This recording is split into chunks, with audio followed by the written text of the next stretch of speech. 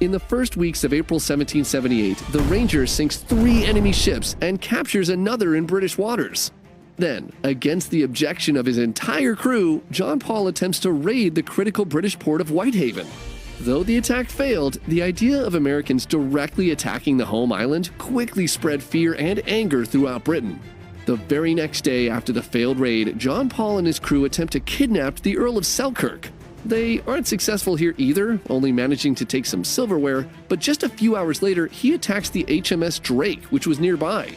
The 2 ships engage in a brutal hour-long gunfight, and in the end, John Paul and his crew are victorious and capture the ship.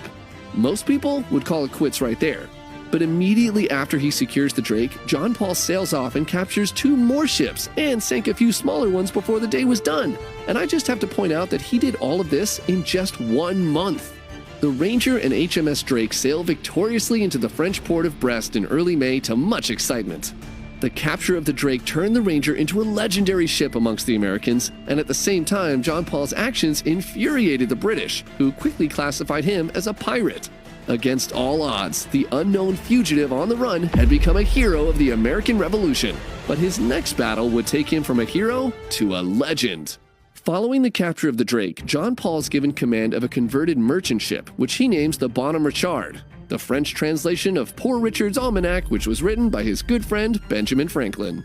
Franklin gives John Paul a fleet of ships to command, and unsurprisingly, given his now infamous lack of people skills, he immediately pisses off the captains of all the other ships.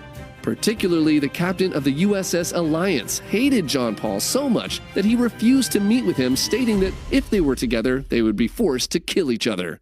Nevertheless, John Paul takes the Bonhomme Richard and his unwilling fleet to harass British cargo ships in the North Sea, and on the evening of September 23rd, John Paul discovers a large merchant convoy off the eastern coast of England. Guarding the convoy was the brand new 44-gun HMS Serapis.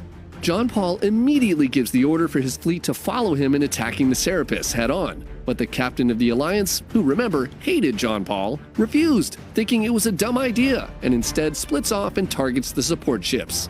No matter, Jones was determined, and the Richard barrels headfirst towards the Serapis.